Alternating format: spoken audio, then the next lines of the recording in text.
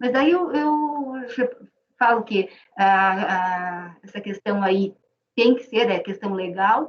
Quanto ao pedido da restituição, não é assim genérico como ela fez, ela tem que apontar o que ela está pleiteando e o período, tá? Então, em resumo, não sei se ficou claro, se quiserem mais algum entendimento, assim, mais esclarecimento, eu posso ler mais detalhadamente, mas eu detalho toda essa questão do pedido dela, inclusive a forma que ela deveria ter pedido, e não assim da forma que ela procedeu.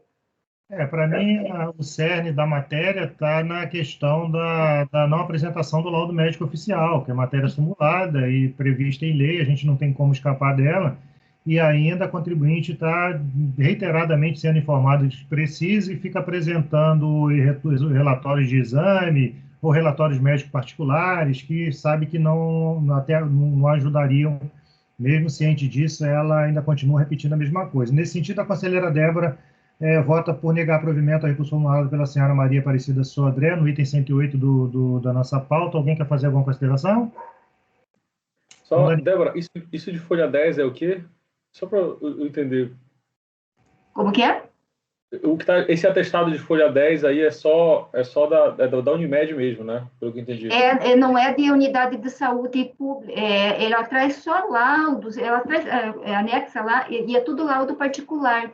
E ela, não, apesar da decisão, já da manifestação da delegacia, já alertar ela sobre essa necessidade, ela insiste em trazer os mesmos elementos, tá? Então, ela não trouxe mesmo, não cumpriu os requisitos da legislação.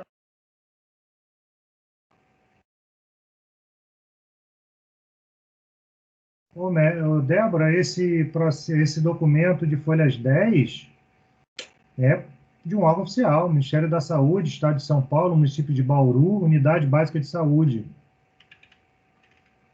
Presidente, mas quem assina o laudo não era funcionário. Isso já está no lançamento lá. Ela era, sabe, então, aquela questão. É a questão, né?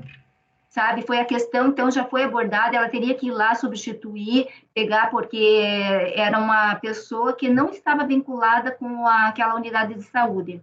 Isso até eu coloquei no laudo, no meu relatório, mas é que eu li muito rápido, daí pulei essa parte. A gente votou um caso desse, acho que na reunião passada, acho que era de Pirassununga, né, que era uma situação semelhante. Sim. A própria prefeitura informou, olha, esse camarada não é do nosso quadro, e aí excluíram a validade do documento.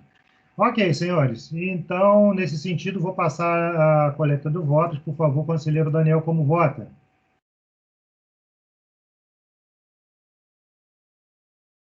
Daniel, como vota? Vocês estão me ouvindo, senhores? Sim, Daniel. Ouve, Daniel. Desculpa, teve um problema aqui no botão do computador. Eu acompanho a relatora, presidente. Tá ouvindo? Douglas? Acompanho, presidente. Francisco? Também acompanho. Fernando? Vou acompanhar, sim, acompanho. Tiago? Tiago? Acompanho. Ok, Rodrigo? Também acompanho, presidente. Ok, senhores, e assim eu também acompanho a conselheira relatora, acordo os membros colegiados por unanimidade de voto, negar provimento ao recurso voluntário, item 109, Pedro Ferrioli. Por favor, conselheira Débora. Esse também é um recurso voluntário,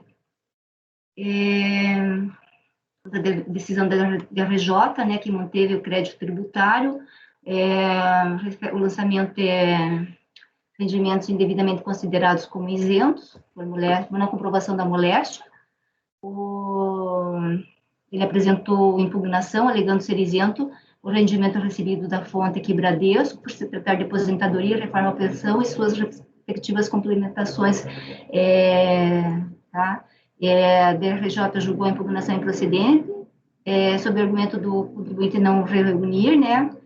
Por visto não ter trazido aos autos o laudo pericial oficial. Ele apresentou o recurso voluntário. Deixa eu ver aqui. Com o recurso, o contribuinte apresentou um novo laudo médico pericial emitido em 17 de nove de 2009, assinado pela senhora médica tal, que atesta que o mesmo é portador de insuficiência grave e foi apresentado ainda extrato de consulta junto ao Cadastro Nacional. Esse é para comprovar que a médica era vinculada ao Serviço Público de Saúde, porque o primeiro laudo não constava que o médico era. Então, esse aí eu chequei também lá, e em virtude dessas considerações, conclui-se que, tendo sido comprovado que o contribuinte atende os requisitos para fazer jus à isenção, deve ser reformada a decisão do primeiro grau. Ou seja, ele sana esse problema e apresenta um laudo oficial. Então, tem que ser cancelado. Reformada a decisão. Caso você está dando provimento ao recurso voluntário. Senhores, considerações?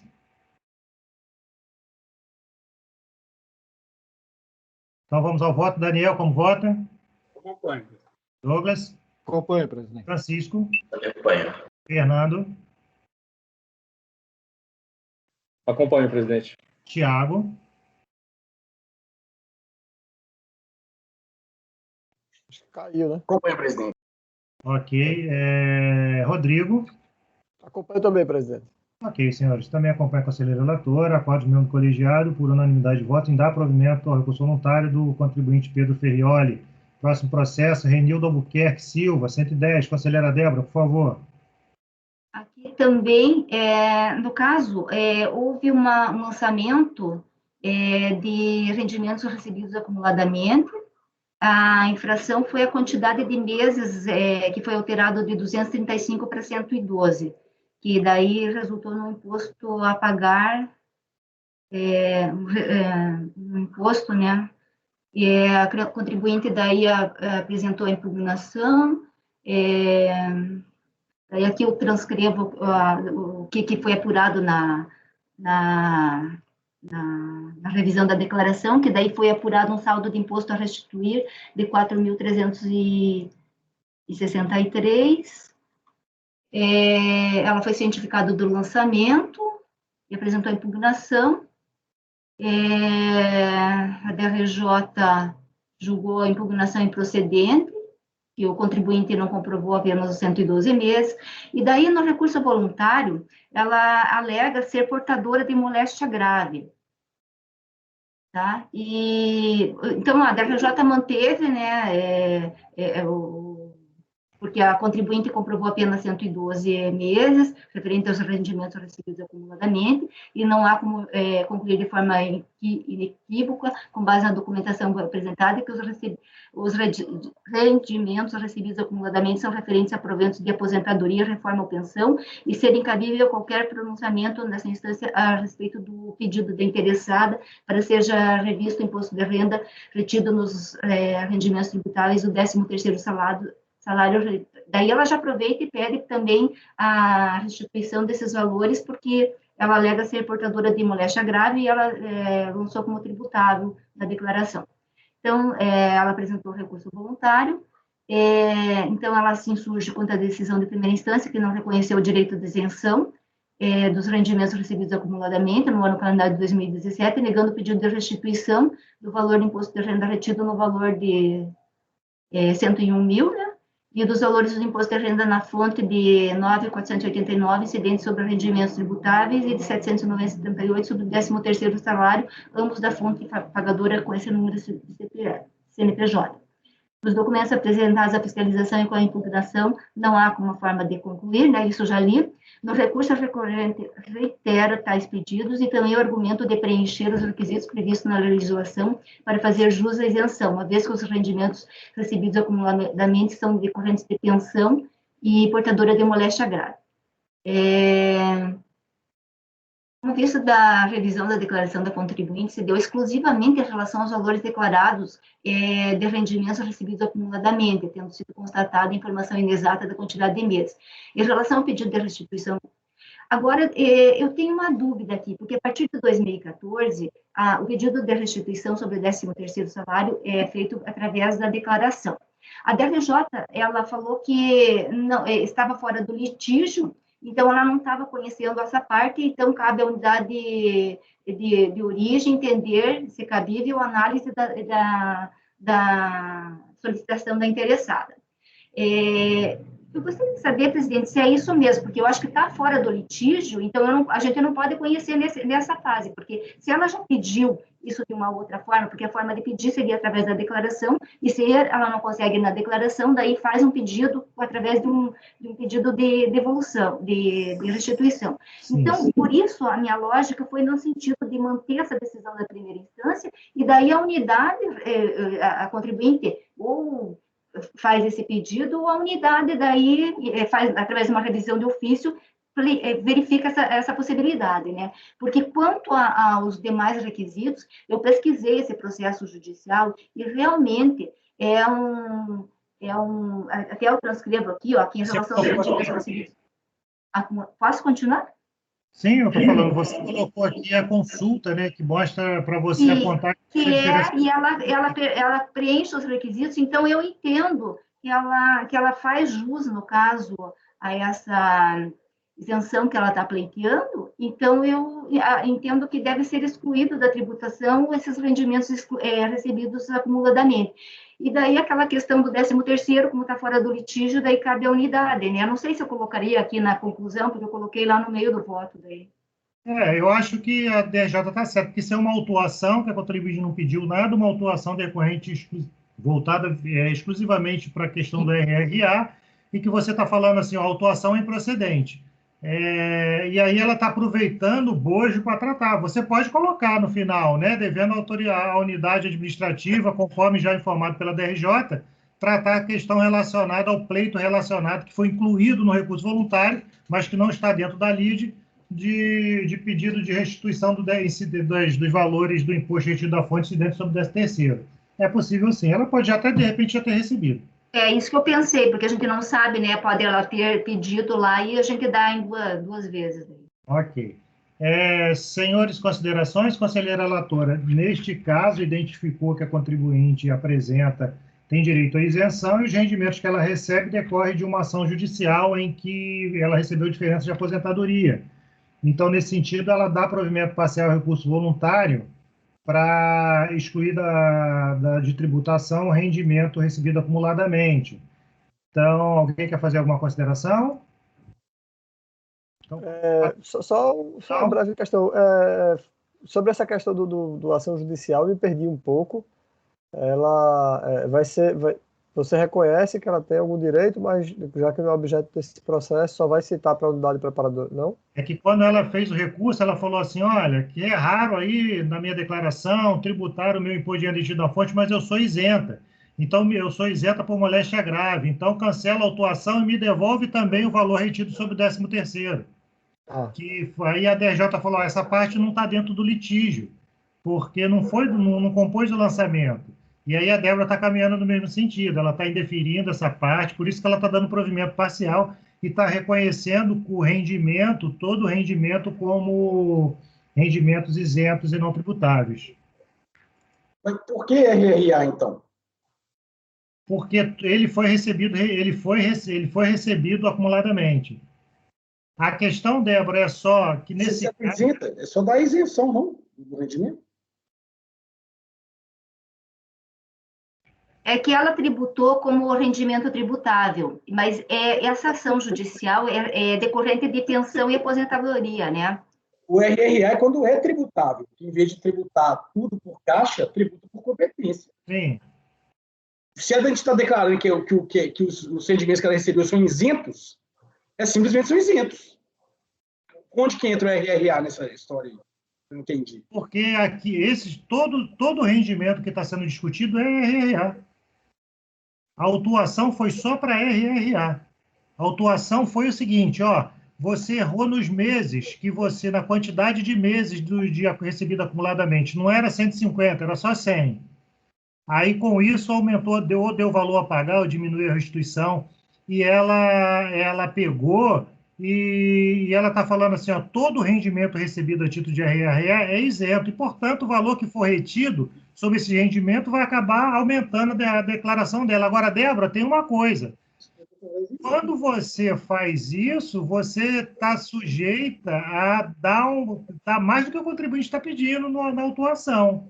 E aí, quando você fala assim, olha, eu não estou conhecendo da matéria, porque está fora do litígio, a outra parte também está fora do litígio.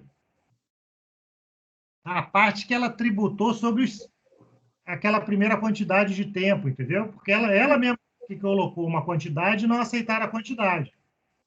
Então, presidente, teria que limitar ao valor que ela pleiteou na declaração, daí?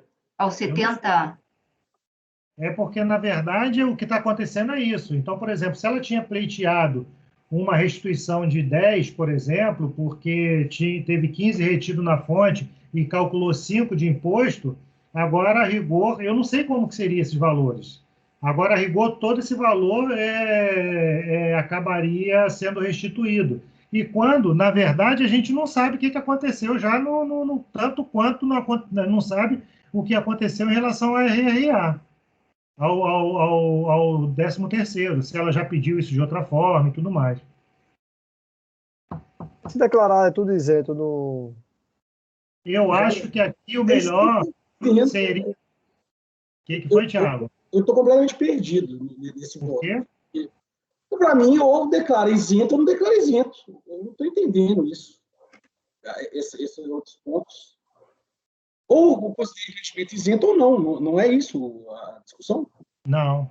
A discussão é que tem uma fiscalização. O que o CARF discute, é isso que a gente está tratando aqui. O CARF discute é o lançamento.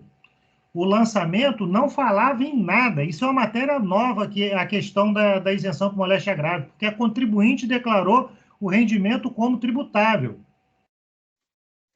O lançamento não falava em nada disso. Então, a matéria que está na LID são 150 meses ou são só 100 meses? Estou chutando aqui a quantidade de meses. São 150, ela disse que era 150 meses, o rendimento era acumulado, porque foi recebido acumuladamente num período de 150 meses, e a fiscalização falou, não, são só 100. Isso é a LID. A gente se prende à LID ou a gente vai além da LID para falar assim, olha, nem é 50, nem é 100, tudo é isento. É isso que a gente está tratando aqui. Pois é, mas não constatou-se que ela atende os requisitos para isenção? Sim. Então é isento. Tudo bem. E você vai devolver quanto a ela? Você vai reconhecer o crédito tributário maior do que ela pleiteava? O que ela pagou no momento do gozo da isenção tem que ser restituído. Mas a questão toda é essa, Tiago, é a gente saber, e é essa discussão. Você pode achar simplória. Não é simplória, porque eu não estou entendendo de fato mesmo. Tipo assim, se a partir do momento da constância que foi declarado, que ela goza eu não estou entendendo essa complexidade. É assim, porque a partir do momento que constatou-se que o rendimento, ela goza da isenção prevista na legislação, tudo que ela pagou enquanto atendido os requisitos da isenção deve ser restituído para ela, porque ela atendia as regras da isenção. E aonde que ela pediu isso, Tiago? Mas isso é fácil de aferir, tudo fala que os rendimentos são isentos. Não, é isso que eu estou falando. Onde que ela fala isso? Quer dizer, onde que você viu um pedido dela de restituição? É o que eu estou te falando. A LID, o contencioso, é diferença de meses. Tecnicamente, a gente fica dentro porque a nossa matéria é só o contencioso ou a gente avança e revê de ofício o lançamento inteiro? Essa é a discussão. É simulado, né, no caso. Por quê? Em quê? Que a gente tem que rever de ofício tudo? Não, a matéria é simulada pelo CARF de isenção por moléstia grave. Se ela atender os requisitos, a meu ver, os rendimentos são isentos. Para mim, não tem essa... não entendi essa questão. A questão toda é que... e aí é uma questão... detalhe. A gente não sabe se o contribuinte já pleiteou isso de uma outra forma. E se já até recebeu de uma outra forma. Porque o que está sendo discutido aqui é uma coisa, inclusive ele tanto é que ele incluiu mais um pleito aqui, a única coisa que ele pediu era a restituição dos valores, mas já no contencioso. Porque o litígio não era esse. Mas, enfim, é só um detalhe. Eu acredito que chegando lá na hora vai acabar tendo que devolver tudo. A questão toda a gente pode reconhecer a restituição toda ou a gente está limitado à lide? O reconhecimento da restituição toda, se for assim, a gente devolveria o 13º também. E que a própria DRJ falou assim, ó, isso não está em litígio. O que está em litígio? Tempo de RRA.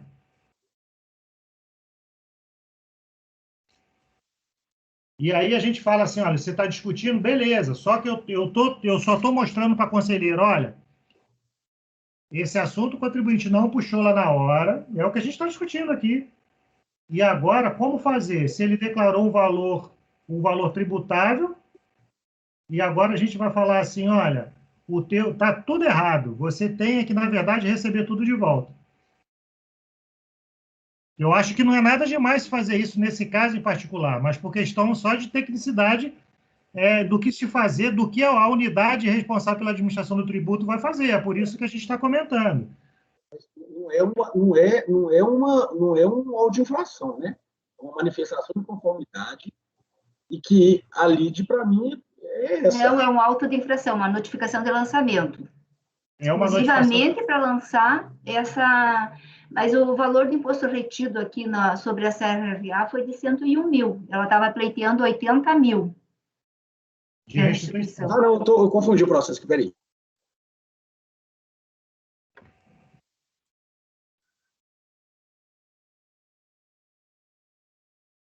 Mas, enfim, o máximo que pode acontecer nesse sentido, de repente chegar lá, mas a gente ser instado pela própria unidade com dificuldade de cumprir o julgado. Mas, enfim, eu tô pronto para submeter ao julgamento, acho que não tem dificuldade nem para a gente decidir, nem para lá, mas eu estou pronto para submeter o decidido Mas é só o que eu estou falando, né? A gente deixou de deferir o 13º porque não está em litígio, e a gente vai deferir uma restituição de algo que também não está em litígio, que ela tinha pedido 80. E também, presidente, a questão da aposentadoria lá do Ministério do Exército também, que ela está pedindo sobre o valor de 9 mil e pouquinho também, né? Então, vai ter coisa aí que a autoridade administrativa lá vai ter que se manifestar. A questão, assim, tecnicamente, o mais prudente seria dar provimento ao recurso voluntário e deixar o restante para a autoridade resolver. Mas nada que impeça que a gente conclua dessa forma, que vai devolver tudo, e o máximo que pode acontecer é chegar lá e não poder devolver esse processo voltar, ou então pagar 2 vezes. Só que gera uma incongruência, para o 13º a gente não tratar porque está fora da lide, e a parte que ela disse que era devido, a diferença entre 80 e 110, a gente tratar e que também não estava fora da lide.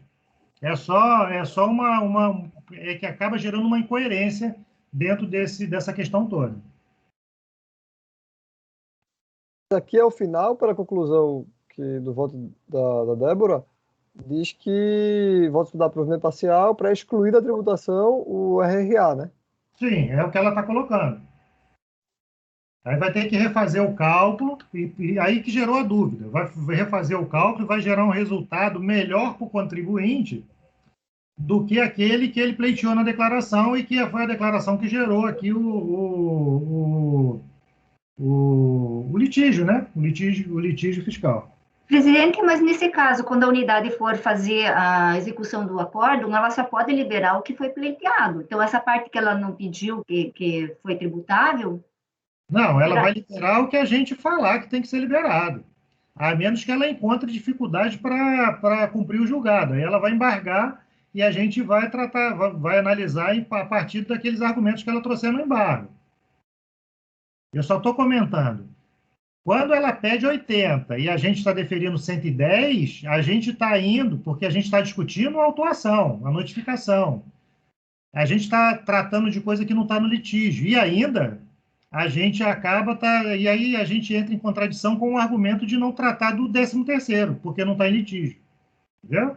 Então, assim, a rigor, da mesma forma que pode-se dizer que o 13º não está em litígio, a parte que sequer em controvérsia inicialmente também não está, porque o que está se discutindo é a sua autuação. E quando você chega à conclusão que aquela autuação é indevida porque esse rendimento é isento, você restabelece o valor da declaração. Mas ainda tem um pedaço, ela ainda tem um pedaço aí de direito, entendeu? Mas, enfim, Débora, é o que eu estou falando. Eu acho que não é nada demais você reconhecer dessa forma, mas ele pode voltar. Mas se você quiser caminhar nesse sentido, deixa para ver e depois a gente corrige. Se eventualmente a unidade já apontar que foi recebido e tal, mas é um sentimento seu aí de encaminhamento, entendeu? O senhor acha que eu deveria reconhecer também sobre o 13º, tudo, já aqui? Assim, eu quando faço o pleito dessa natureza, eu não falo para o contribuinte que eu já aproveito porque por economia processual, tá? Eu já aproveito por economia processual quando se fala assim, olha, abre lá outro processo para pedir o 13º separado. Nesse caso, a ideia da DRJ, que foi assim que foi julgado, não era para abrir outro processo, era para a unidade tratar dentro desse. E você falou assim, eu vou falar para a unidade tratar esse pleito de forma segregada, né? Eu acho que o pleito segregado que a autoridade lá pode tratar é não só o do 13º, mas também a parte que ela acabou declarando como tributável. Se você se limitar na lide para dizer assim, olha, a autuação é improcedente e deve restabelecer o valor declarado. Não obstante, dentro desse valor, ainda assim poderia ter crédito a favor do contribuinte, mas que não está na lide. Isso, juntamente com o 13º, a autoridade administrativa deve avaliar. Presidente, eu acho que eu vou encaminhar assim mesmo. Daí eu só vou complementar aqui, ressaltar que a unidade tem que verificar o pleito do contribuinte em relação aos rendimentos tributáveis e daí vai ser liberado, talvez limitado ao que ela tinha pedido, sei lá, mas, porque senão vai ficar complicado, eu não sei o que, a gente não pode reconhecer aqui, né? De qualquer forma, está reconhecendo mais também que ela pediu. Então, talvez a unidade, não sei qual a opinião de vocês, mas eu estou inclinada nesse sentido, porque era a RRA, que era o que estava em discussão, destaco que a unidade deve verificar os outros pedidos, e daí eles veem lá o que Ok. Vai ser liberado, né? Você está concluindo para excluir da tributação os rendimentos recebidos acumuladamente. Sim, nesse sentido.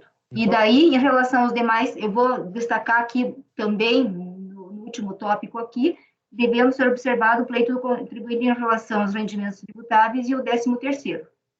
Porque nesse caso, você... Bom, enfim, não tem problema. Senhores, vamos para o voto, senão a gente vai ficar aqui discutindo isso, é uma coisa tão pequena, né? Até amanhã. Daniel, como vota? Eu acompanho o relator, presidente. Ok, Douglas? Acompanho, presidente. Francisco? Acompanho. Fernando? Acompanho, presidente. Tiago? Rodrigo? Acompanho, presidente. Ok, senhores, e assim, acordos mesmo do colegiado também acompanha a conselheira relatora. Embora, assim, com essas observações que eu havia feito, eu não vou repisá-las aqui, mas, e nesse sentido, acordos mesmo do colegiado por unanimidade de voto em dar provimento parcial ao recurso voluntário.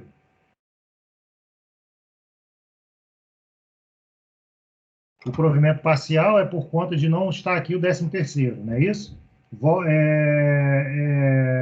Para excluir da tributação os rendimentos recebidos acumuladamente.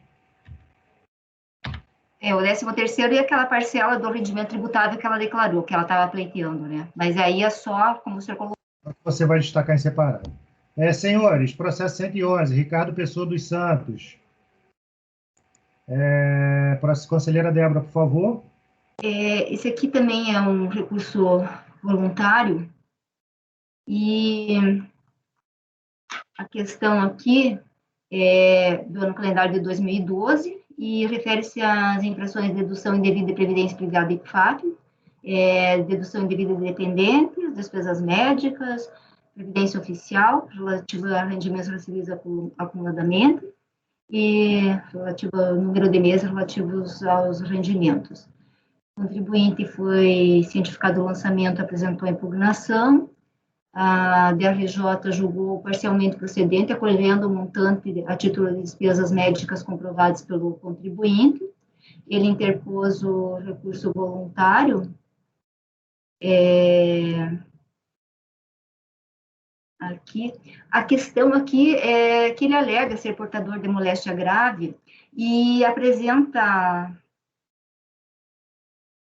Deixa eu ler aqui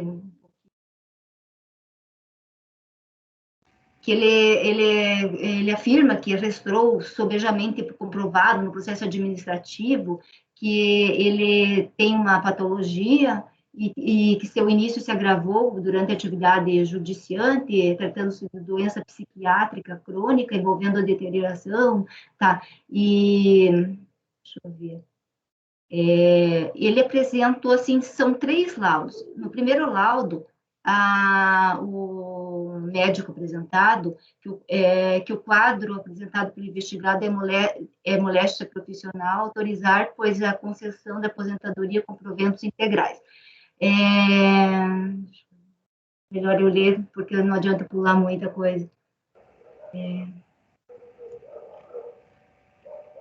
Eu vou no voto que eu detalho isso aqui, que vou ler, aí vai ficar mais claro.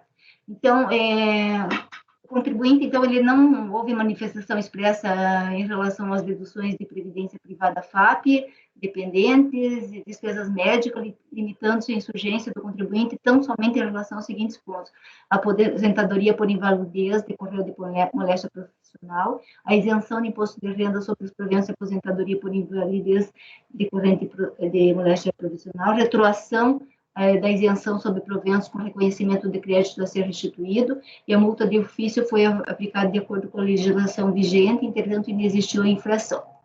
Então, aqui eu cito a súmula 63, o que diz para fazer jus, né, a isenção do imposto de renda.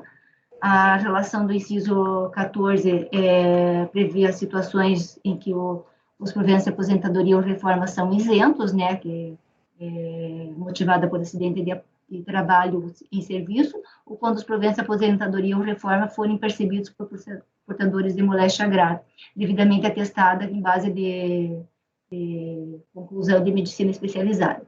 A decisão de primeira instância não reconheceu o direito de isenção dos rendimentos recebidos acumuladamente no ano de 2012 sob os seguintes fundamentos. Eu vou ler aqui porque é uma coisa meio complexa. O contribuinte alega que seus rendimentos provenientes da aposentadoria, os rendimentos recebidos acumuladamente em decorrência da decisão judicial constantes da declaração de ajustes referente ao ano de calendário de 2012, são isentos do imposto de renda em razão de ter sido aposentado por invalidez permanente em decorrência de moléstia profissional nos termos do ato número 98 de 12 do Tribunal de Justiça de Pernambuco.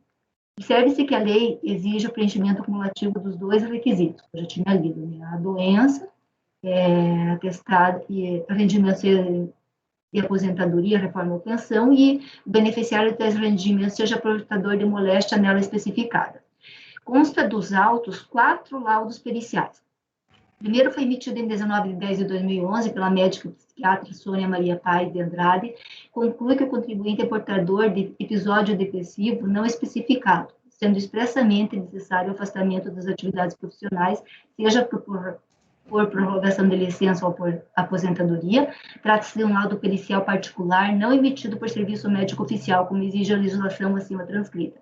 O segundo, emitido em 17/11/2011 por Junta Médica Oficial do Tribunal de Justiça de Pernambuco, apenas conclui que foi solicitado o parecer da Junta Médica Psiquiátrica do TJ de Pernambuco, tendo sido marcado o exame pericial para o dia 29/11, sendo então o magistrado em seguida reavaliado pela Junta Oficial com análise do laudo psiquiátrico e conclusão do laudo médico pericial oficial.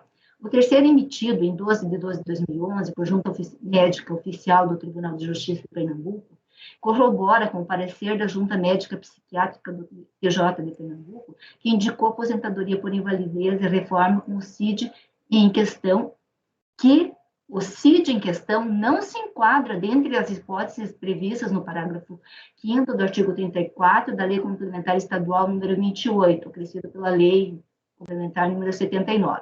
O quarto laudo emitido em 15/10/2012 por Junta Médica Oficial do Tribunal de Justiça de Pernambuco trata da avaliação para fins de isenção do imposto de renda sobre a aposentadoria. Este laudo afirma que, em 15 de outubro de 2012, o contribuinte não apresentava nenhuma das doenças previstas na lei que dá direito à isenção do imposto de renda. Ou seja, o laudo oficial atesta que ele não tem a doença prevista. Nenhum dos laudos policiais apresentados e emitidos por órgão oficial, junta médico oficial do Tribunal de Justiça de Pernambuco, comprova que o contribuinte é portador de moléstia profissional prevista na Lei 7.713, que lhe daria direito à isenção sobre os proventos de aposentadoria. Na verdade, o quarto laudo emitido conclui exatamente o contrário, que o contribuinte não apresenta nenhuma das doenças previstas na lei que dá direito à isenção do imposto de renda. Portanto, os rendimentos de aposentadoria recebidos pelo contribuinte, assim como parte daqueles rendimentos recebidos acumuladamente, são tributáveis nos termos da legislação do imposto. O cálculo dos rendimentos recebidos acumuladamente pelo contribuinte, em decorrência de decisão judicial, encontra-se corretamente detalhado na notificação de listamento, não trazendo o contribuinte o documento hábil para comprovar as suas alegações. Então, em virtude dessas considerações e pela sua pertinência, utilizo como razão de decidir, e conclui-se que, apesar de ser aposentado, o contribuinte não comprovou ser portador de moléstia atestada em laudo médico pericial, emitido por serviço médico oficial, não merecendo reparo ao acórdão recorrido nesse ponto. E, finalmente, no que diz respeito à aplicação da multa, o caso do lançamento, a incidência de acréscimos moratórios de multa de ofício, previsto na legislação específica, sendo vedado aos órgãos julgadores afastar a sua aplicação. Só quero fazer uma ressalva que nesse quarto laudo, apesar da junta concluir, tem um assessor que não é médico, e ele vai, o assessor, acho, e fala, não, eu entendo que aquela moléstia é passível de isenção. Então, é um despacho que tem lá, mas o laudo oficial mesmo atesta que ele não é portador nenhuma dessa doença prevista na Lei 7.713. Deixa eu pegar esse despacho aqui no processo.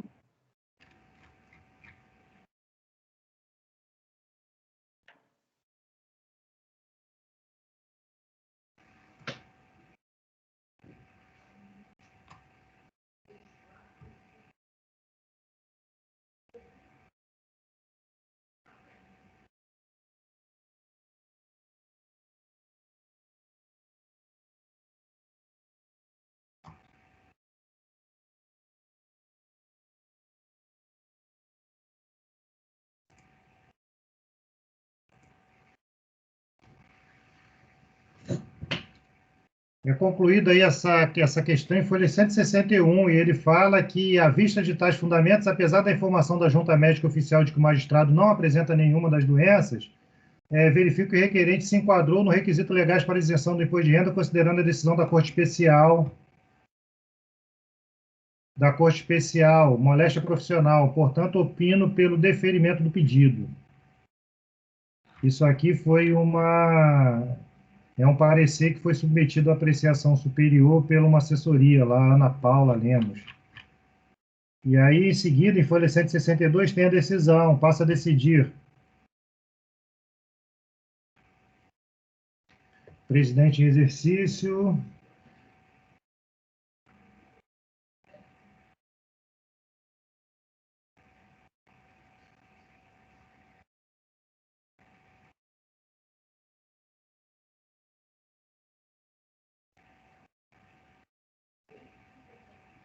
Ele teve isso reconhecido administrativamente pelo Tribunal de Justiça de Pernambuco,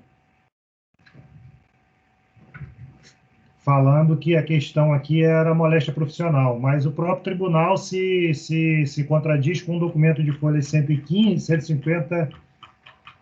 155, acho.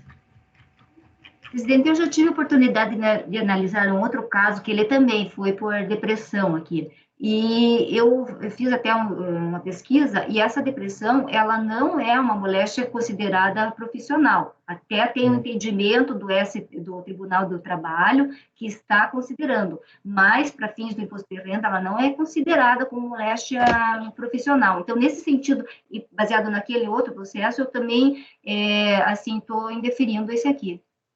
Ok.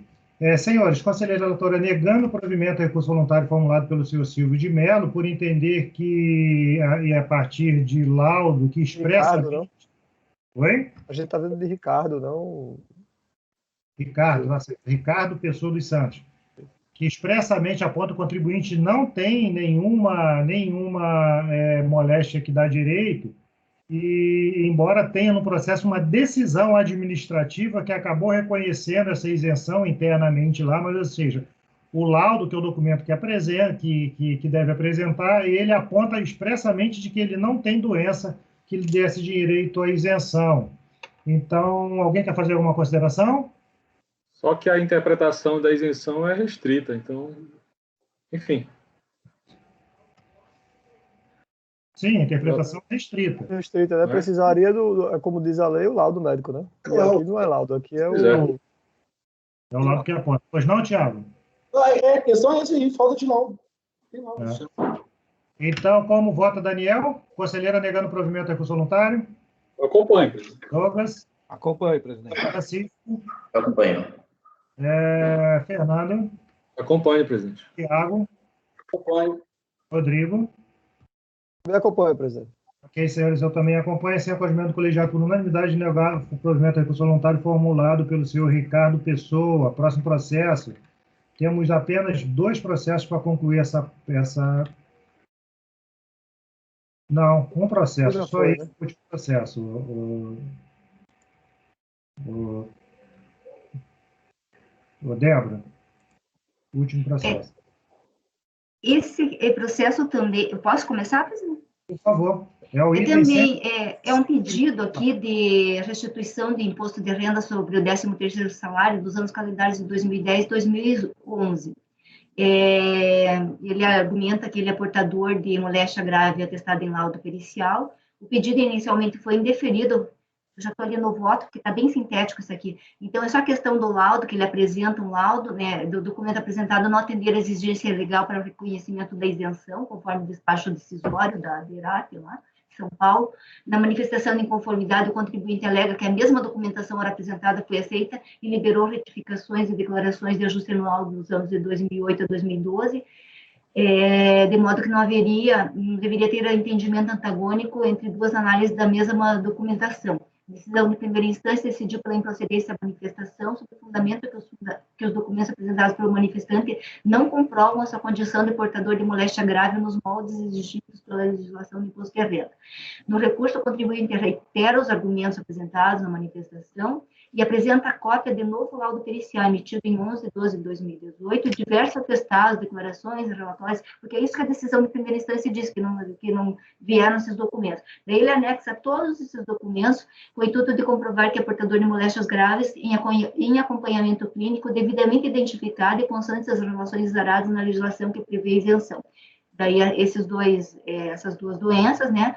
E então, aqui eu cito a súmula 63, e a decisão de primeira instância não reconheceu a força probante nos moldes, né? Com o recurso, o contribuinte apresentou um novo laudo médico pericial emitido, né? Assinado pela doutora aqui, a senhora Maiara, que atesta ser o mesmo portador dessas 2 doenças desde os anos de 99 e 2001. Anote-se, por fim, que em consulta realizada junto ao Cadastro Nacional de Saúde, comprovou o vínculo profissional da profissional médica emitente do laudo, nessa unidade aí de Vila Campestre. Então, em virtude dessas considerações, eu entendo que foi comprovado, né, os requisitos legais para fazer jus à isenção e deve ser reformada a decisão de primeiro grau e, assim, dar provimento ao recurso. Porque a questão era só o laudo médico. A vontade ele corrigiu isso apresentando um novo documento. Senhores, considerações? Então, como vota Daniel, conselheira relatora, dando provimento ao recurso voluntário do processo sucessivo de Melo Goulart. Eu acompanho. Douglas? Acompanho, presidente. Francisco? Acompanho. Fernando? Acompanho, presidente. Rodrigo? Também acompanho, presidente. Senhores, assim acorde mesmo colegiado por unanimidade de votos em dar provimento ao recurso voluntário. Com isso, senhores, concluímos nossa pauta de julgamento da tarde deste dia 14/7. Senhora Cris, que nos acompanha pelo CARF, solicita... Só um minuto. Tem aquele meu processo, 83. Vamos parar, só um minutinho. Vamos encerrar essa aqui, porque aquele é da parte da tarde, ou da parte da manhã, Daniel. Por favor, senhora Cris, vamos parar a gravação? Ok, presidente.